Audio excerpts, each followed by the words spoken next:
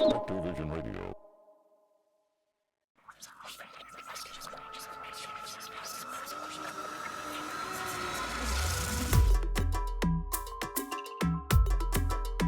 Welcome to Caribbean Mystics Podcast, where we marry mysticism, superstition, and lore. I'm your host, Paulina. And I'm your host, Gabrielle, and we are your resident Caribbean Mystics. Join us today as we explore the depths of real supernatural stories told by real people located right in our very own backyard.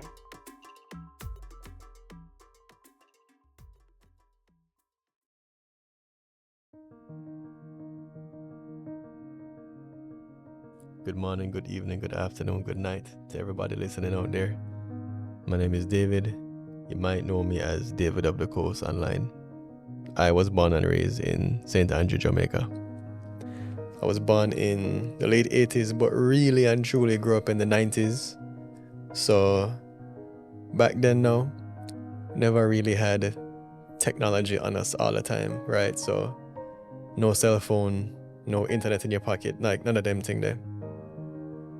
And at school, like at lunchtime, the kids kind of just deb out, right? Just outside playing the marbles or what have you. One of the other pastimes was definitely like duppy stories, those kind of things. And yeah, duppy is like what we call ghosts in Jamaica.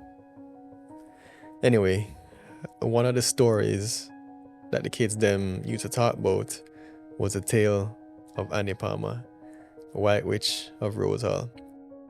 The great house on the plantation is still standing and is still a very big tourist attraction, right? So them all like take kids there on like field trips, which is wild to me, right? Like, why would you take kids to a giant haunted house? Like, wow. Either way, there's a bunch of versions of this tale, and today I'm going to tell you about the one that I heard. So there's this place right in Montego Bay called the Rose Hall Great House. Like gorgeous colonial building by day, like a real architectural gem. At nighttime, a little bit of a different story.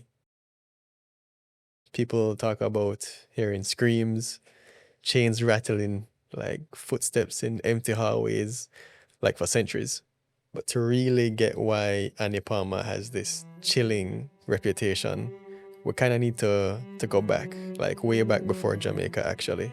Annie was born in Haiti to English parents, but then tragedy strikes early and she was orphaned. She was left in the care of a Haitian nanny, and this is kind of where everything starts. Annie's nanny introduces her to voodoo and black magic.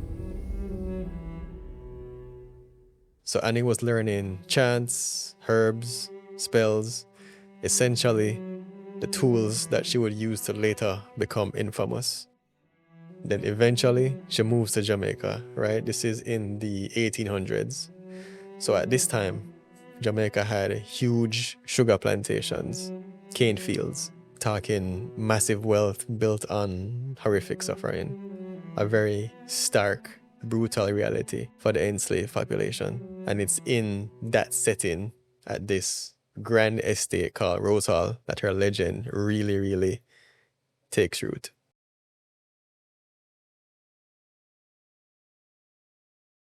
Her beauty immediately caught the eye of the plantation's owner, John Palmer, who was very wealthy and a powerful guy. Rose Hall was massive, like 6,000 acres, hundreds of enslaved people working on it. So marrying him meant stability, status, wealth, like everything. But happiness was not really in the cards for him. Zine, John Palmer met his untimely demise very suddenly and very, very suspiciously. Some say Annie got tired of him, like maybe after one too many arguments or what. But she poisoned him, quick and silent, while others say she smothered him in his sleep. Either way, John Palmer never make it. This turn of events now leaves Annie as the mistress of Rose Hall, which means 1, very wealthy, 2, independent. And this is only the beginning, because this is the start of a pattern. So Annie marries again and again, 2 more husbands. And guess what? They never fare much better than Mr. Palmer. Not at all.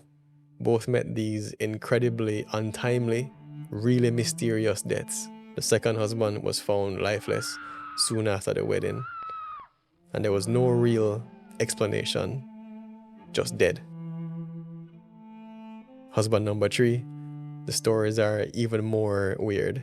Them say he died screaming in the middle of the night, like clawing at his throat, like being strangled by something unseen, right? That's the implication, at least. So the bagger man them are dead off on the plantation. The community and all the enslaved people came up with basically 2 main ideas. Either she was just incredibly unlucky, cursed, or something like that, or something much more sinister, that she was cunning, ruthless, and also a witch. Like, when you think about it, eliminating her husbands systematically, that can't be just bad luck. It seemed too deliberate to be coincidence. All the while, these happenings are building up her reputation, right? Brick by bloody brick. But this is not where the cruelty stops. It extends outwards to the entire plantation. Her tyranny was felt directly by hundreds of enslaved workers at Rose Hall. She treated them with zero mercy, talking like horrific whippings, chaining people up for like little mistakes, even ordering deaths for the smallest acts of disobedience. A case of absolute power corrupting absolutely. A true reign of terror. And Annie wasn't just using the slave men for their work on the plantation. She also used them for her own feminine desires. So at first, she was using them for hard work. Then, she started using them for hard work. But after she got bored of her lovers, they just vanished. No trace. Them just gone. Never to be seen again. Like, for her, all the money was really just like interchangeable and disposable. And yeah, people would talk about seeing her wandering the grounds at nighttime, dressed in these like flowing white gowns, or sometimes she would stand like on the balcony looking out over the fields, like she was searching for, yo, who next? And this is where the name come from, the White Witch. There was this deep belief that she wasn't just an ordinary brutal woman, right? People saw her as a genuine master of the dark arts, like actually invoking spirits, casting spells, all of that. But Annie's very existence invited challenge. And what I mean by that is, there's never a time when someone exercises power over a people and it just stays that way forever. So enter Taku, an enslaved man who was skilled in Obeah, right? And if you don't know what Obeah is, it's like a distinct Caribbean spiritual magic, which also like involves charms and healing, sometimes curses or even like counter curses. Some people say that Annie killed someone Taku loved. Some people say he refused her sexual advances. Other people say, yo, he was actually one of her lovers. But either way, Taku had enough of Annie's reign. He had been watching and studying her for a very long time. So he knew her routine like the back of his hand. And one night, he crept into the Rose Hall Great House, sneaked into her bedroom, and while she was asleep, he used Obeah to end her life. Her body was buried right there on the estate grounds, but unfortunately, the story don't end there. Arguably, things actually got worse, because the story goes that her grave, her burial wasn't done correctly. Like, it lacked the proper Obeah rituals needed to essentially contain her spirit, like lock her spirit down. So this mistake, this unfinished ritual, that's supposedly why her ghost couldn't rest. So her death wasn't really the end, it was really like just the start of her haunting Rose Hall. And all now, centuries later, people still reporting weird occurrences at Rose Hall. Visitors, staff, locals, the stories just keep popping up, right? People claim that they see her ghost, this like pale woman just drifting through the halls of Rose Hall, or a figure riding horseback, galloping across the fields at nighttime, like she's like surveying her domain, kind of eternally bound to Rose Hall. People report hearing like screams after midnight, footsteps on stairs when there's nobody there, that kind of thing. Some people even swear that them see her face like in the windows, just glaring out. Or even worse, staring from her old bedroom window with this faint, knowing smile. Guides who actually work at Rose Hall today talk about weird happenings as well. Doors slamming shut by themselves, sudden cold spots in the air, feeling cold hands brush against their skin, even hearing a woman's voice like whispering them name when they're alone. First-hand accounts like one after the other. So it's no wonder that Rose Hall is called one of the most haunted spots in the entire Caribbean. The reputation is massive. I think for me, folklore, whether true or not, are at their core cautionary tales, right? And this one kind of speaks to like the abuse of power and the repercussions that they can come with. So just something to think about. But anyway, that's how I heard it.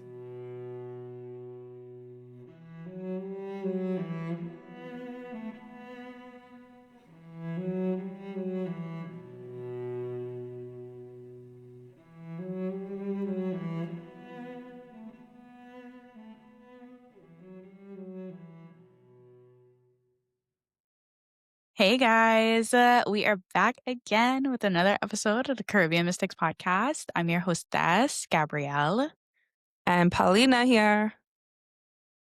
Paulina, I really, really, really like this story. It was so good. This episode's really exciting. I have heard of the White Witch of Rose Hall before, but told by David, he's such an excellent storyteller. I mean, Gabby, we're kind of like talking about this earlier. She's like, did you listen to it? I'm like, yes. He's just like so concise, to the point, kept it simple, but super detailed and filled with like just info. And what an intriguing story. Like, crazy, right? And I've heard more details too. Like, I think that he didn't add into the story about her lover and the types of like horrible torture she ensued on people. Yeah, I mean, I hope you'll go into a little bit of that in the episode. But one thing I'll say is that, so at the beginning of us planning for season 4, we were like, okay, we gotta look for stories outside of the Caribbean. And so one of the places where that could kind of happen is like TikTok. And I stumbled across David on TikTok. Actually, the first episode I saw from him that he posted was about Roland Calf, which is another like Jamaican legend. That's essentially about this haunted cow that rampages through, various parishes in Jamaica. Um, Similar to our Cowfoot woman, except this is like an actual cow that have chains and stuff and fire. And yeah, it's an intriguing story. But I found him on TikTok and I reached out to him and I was like, hey, and there's a stranger asking for a favor, but, I really love your story. Listen to Caribbean Mystics. Tell me what you think. And that's how we were able to capture this. One of the reasons why I really enjoy David's storytelling when it comes to the Jamaican legends is that they're always very aligned with the traditional telling of the legend. So even at the beginning of the story, he was like, hey, there's a lot of variations here. But this is just what I've heard, which you'll find with a lot of legends across the Caribbean in general. Everybody have their own story.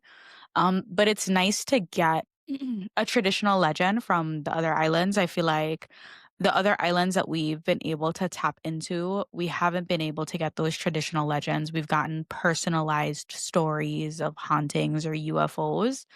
And so it's really nice to find the traditional legends because you could actually learn so much about our people through their legends. So I 10 out of 10 recommend y'all go watch David's TikTok.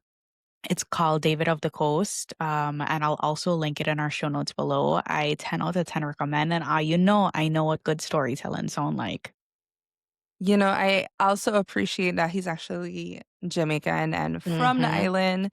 Because though I don't mind when other people tell legends and folklore from other countries and cultures, but I feel like for me and Gabby, we really kind of want to keep the integrity and keep this platform dedicated about Caribbean culture, folklore, and dedicated for Caribbean people to also have a chance to tell those stories.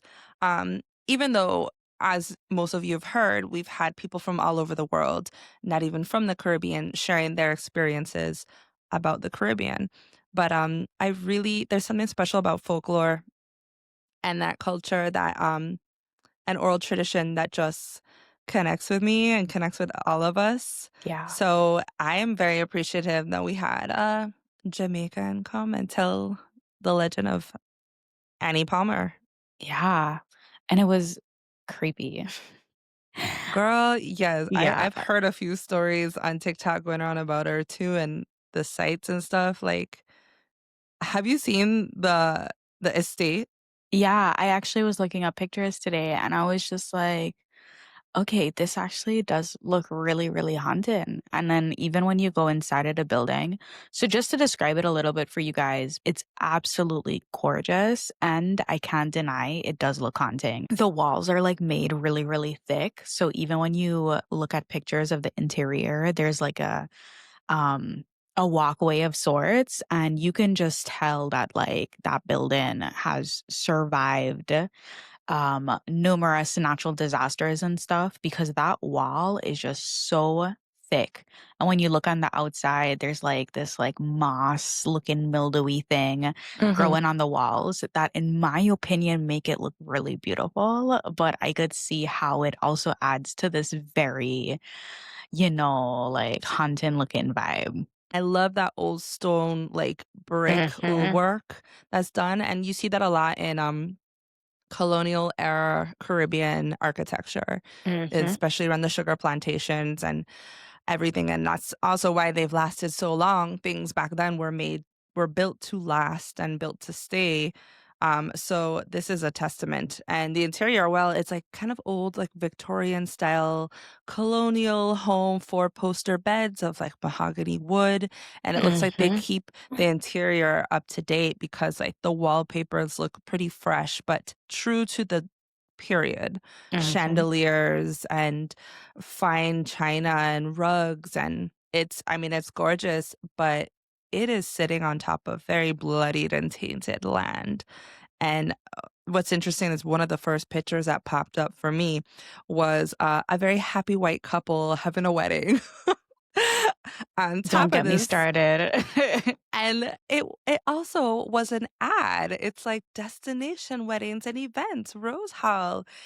And so Uh, I'm clicking it and it's actually rosehall.com. Like the Rose Hall establishment themselves that's the first picture you see when you go to the website. And I mean, I'm not bashing it if a local owns it, whatever, but like it kind of leaves this icky feeling to me. Like, and also if you're planning to have a destination wedding, like going to a location where, especially if you're white, like your ancestors most likely participated in the just destruction and brutal treatment of these enslaved people, and you're gonna go have a wedding on there. It's just like weird, and also just like bad energy you're inviting into your freshly married life. It's just weird to me, but I don't think that a lot of people outside of the Caribbean think of that connection as much.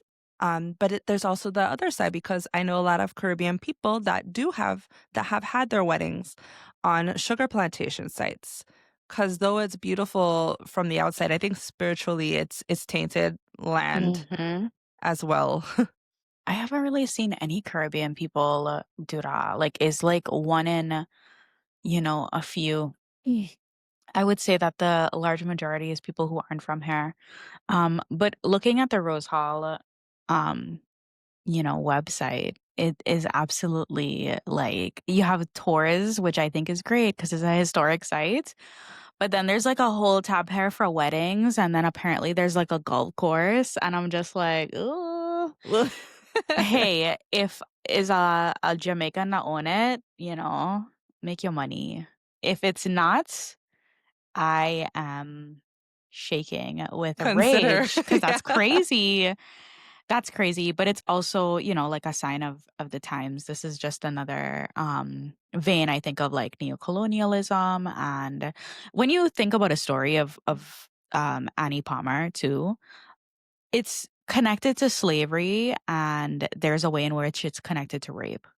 And I just cannot imagine once you like peel back the layers of that history, what about the building? Like I look at a building now and after you understand more of the history and the brutality that's happened there, it's very hard for me to understand why somebody would look at that space and think that it's a really great place to like begin your Mhm. like your marriage. Especially, dude, especially just the whole squeaky clean format of the Mhm. website. There is Mhm. no mention. Oh, there is. There is a mention of the White Witch of Rose Hall, but everything's very like It's like gimmicky. colorful and like bright and happy, Yeah. which is fine. I see that's their brand. They don't want to all just be spooks. They're like, we have a spooky past, a horrible past, but you can have your cake and Mhm. eat it and play some golf. LOL. On the website, it says here, Cinnamon Hill Great House, home of Johnny Cash. Huh? Like, Really? yeah, Interesting. it's literally at the bottom of maybe the wedding and events tab. And that's crazy because it's just like there's nothing here that talks about what happened. And I think that's the part of it that does really like irk Caribbean people because there's almost like a whitewashing of the history in order to make it more sanitized for people that like visit here. Wait, no, they do mention it.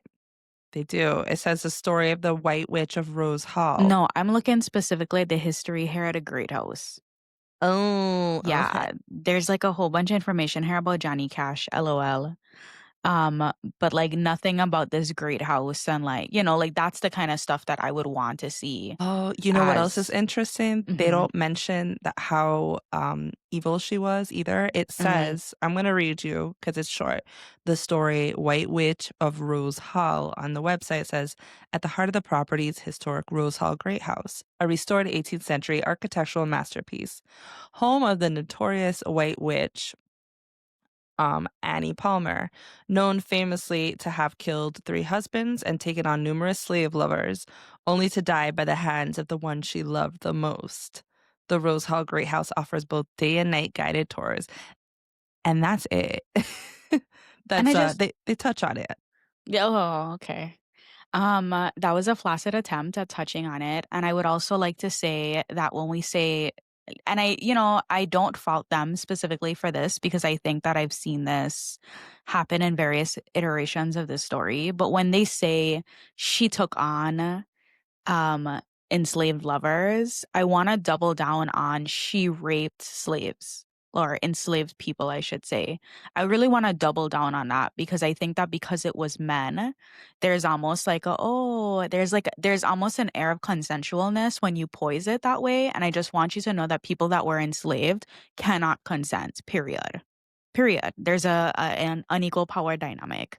And so this whole she took on enslaved lovers, I think does an injustice to the true cruelty of what happened here. And even when you listen to David's retelling of the story, he mentions that there are a few um hypotheses for um why the Obeah man and her had a beef. It was either he had seen her cruelty and he felt, like he wanted vindication for his people and he was tired of her shit, or he was a lover that she wanted him as a lover and he wanted to decline. You know what I'm saying? Like, Or like revenge, because didn't she kill someone that he loved too? yeah, like there are a few different threads here of possible. Um, and I say that to say that again, I'm gonna double down on this is rape, lol. And I think that we are trying to lighten the story because it's men. I don't want to allow for the notion of like, oh, like female lovers and this, that, and the other to be what it is, even though I think that that's what makes people the most comfortable. I think that we have to sit in the discomfort of like the truth of the story, you know? Um, and then there was a other facet to this because I see that she was a dabbler in they call it the dark arts, and that's my other thing here. I don't mean to be on my soapbox for the story. I see a lot of retellings of this story to say that she was somebody who was a practicer of the dark arts, and they make that like a synonym to Obeah. And I'm very sensitive about this because I really just need us to like really emphasize that Obeah is a neutral practice. It is a practice that is um shaped based off of the practitioner and intention.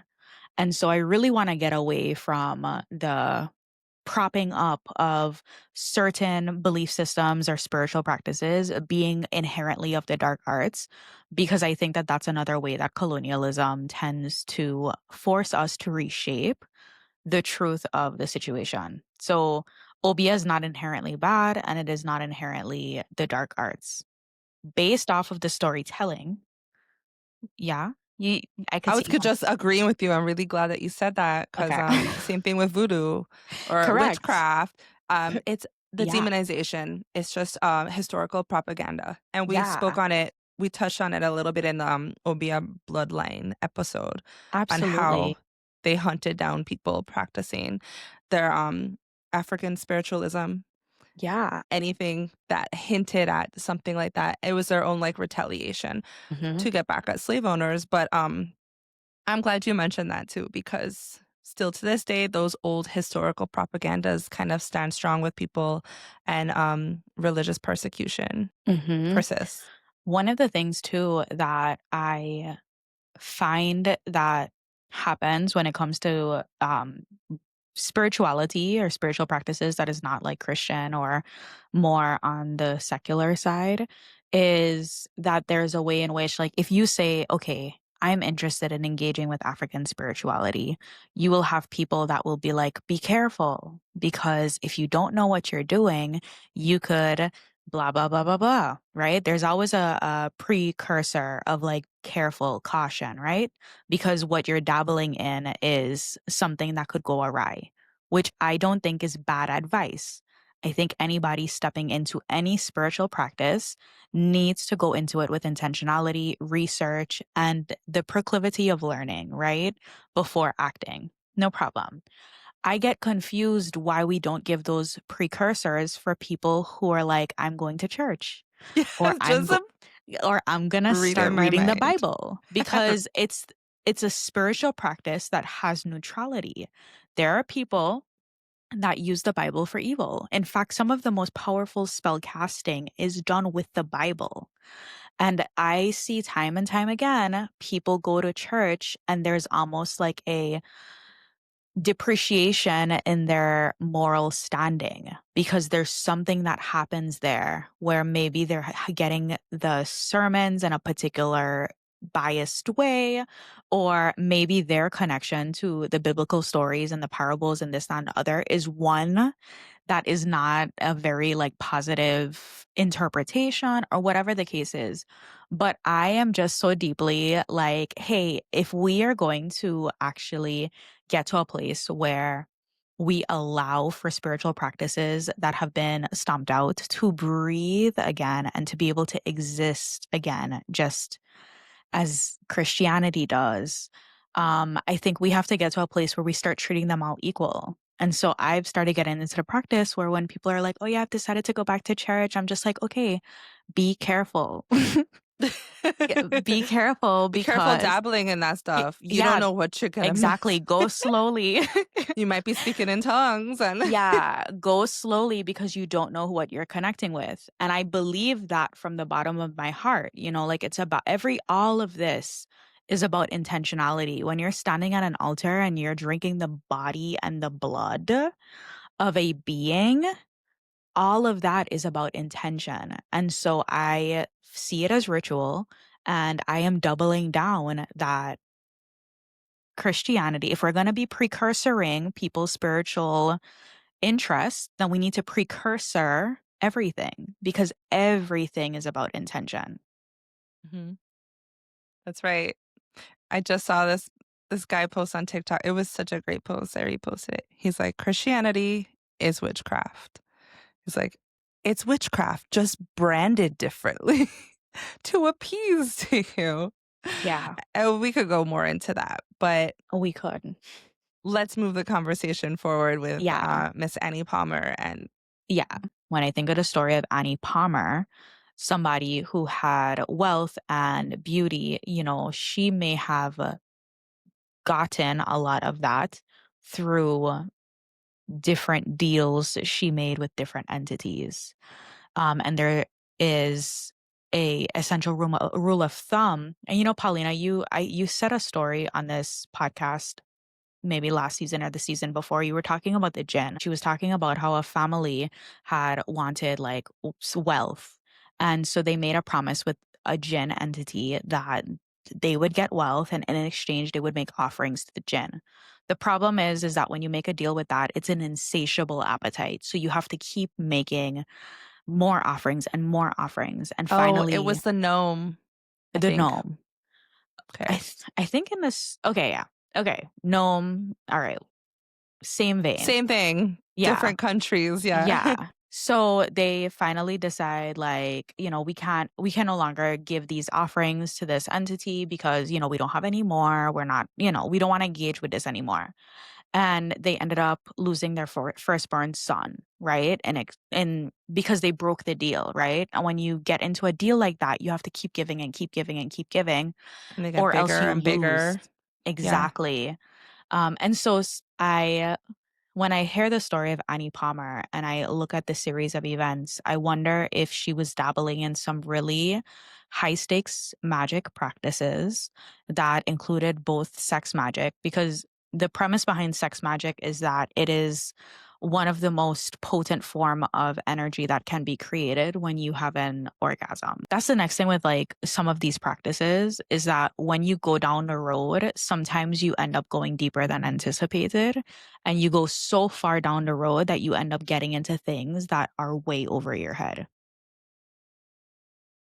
I hate to be the skeptic in all this, but I'm also like, well, okay, like, so how accurate are these accounts? How accurate is this story? Like, is there any historical evidence, scriptures, like accounts actually recorded by witnesses, back in the day?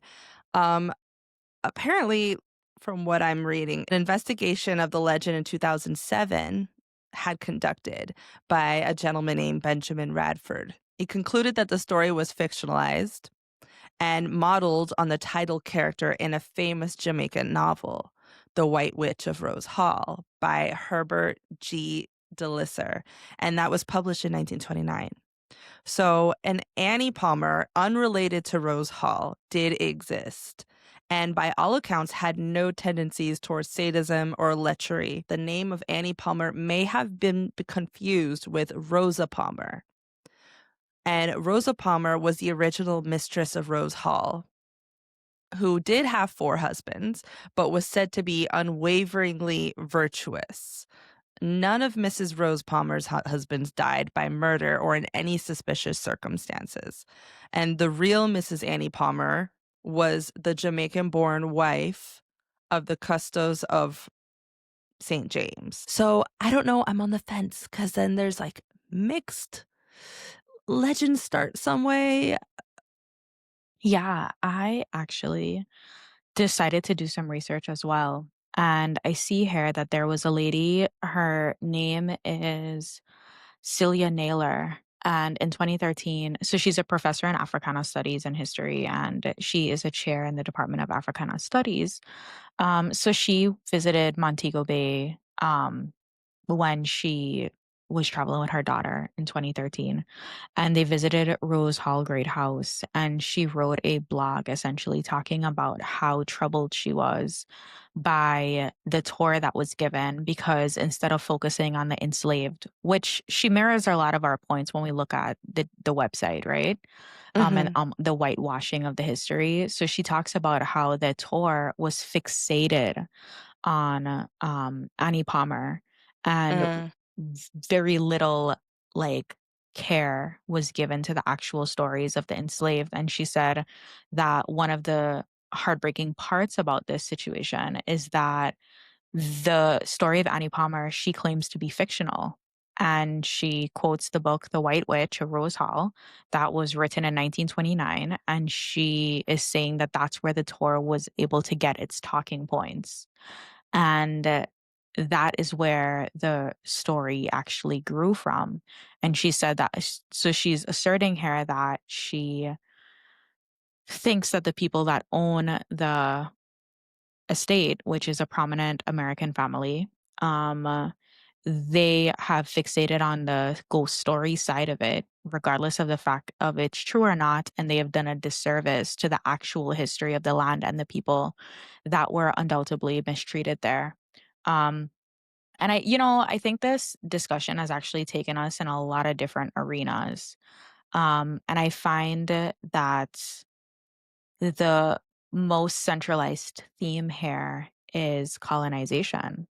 And sometimes when you go to these ghost tours, they have a vested interest in making the people on the tours afraid, and it needs to be dramatized. And so they take a lot of liberty with the truth. And what it ends up doing is it bastardizes the history and it perverses it in a way in which people walk away with a very skewed perception of what actually happened on a lot of these lands. And you don't oftentimes get the real horror story, which is the brutality of Yeah. slavery. Yeah. I feel like for locations like hotels or houses or great houses, when they have the opportunity, let's call it that, of a crazy sensationalized story, there's two directions they go. They either dismiss it and deny all the claims and don't want to relate to it at all, don't want to tarnish their brand, Hmm. or they lean into it and use it as a marketing ploy to create revenue, Yeah. you know, and tourism, Mm. which is what I'm starting to think is happening with Rose Hall.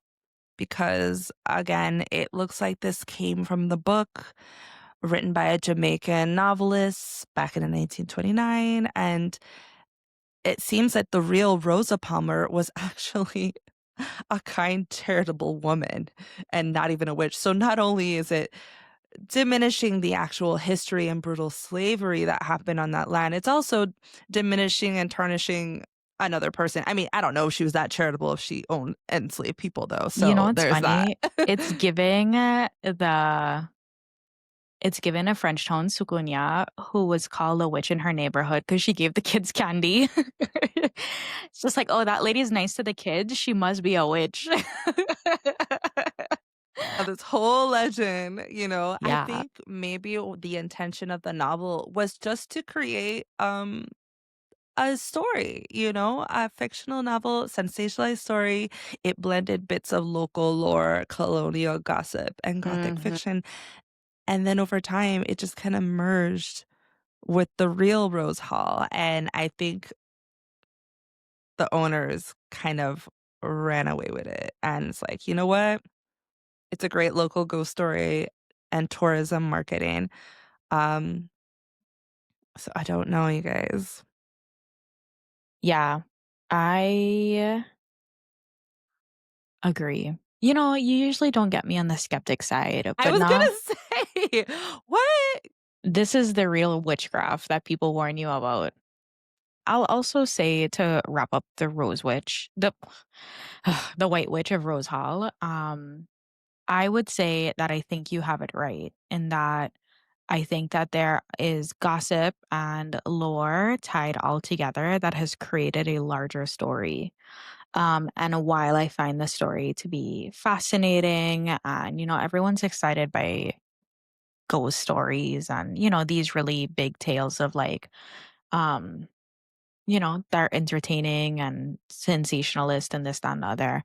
Um, I do also acknowledge that the space could be doing a lot more to celebrate the lives of the people that toiled and curated that land for so long Mm-hmm. and died there at the hands of slavery. And so I think two things could be true. Mm-hmm. And this was such a fascinating story. And I just want to say thank you so much to David Yeah. for sharing this story with us. And I'm going to talk to David about possibly some other stories because he just knows so much and he's such a great storyteller. And don't forget to follow his TikTok and Instagram, David on the Coast. His name is David DaCosta, and we'll link those in the show notes. And Yeah. like he said something at the end.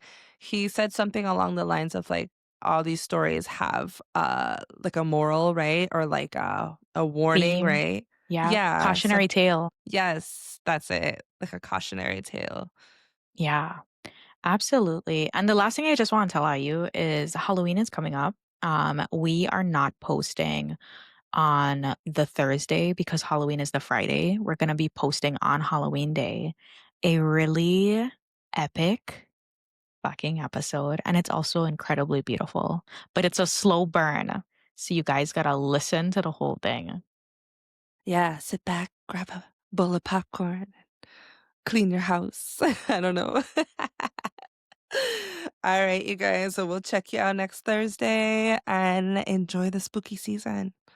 Bye, guys.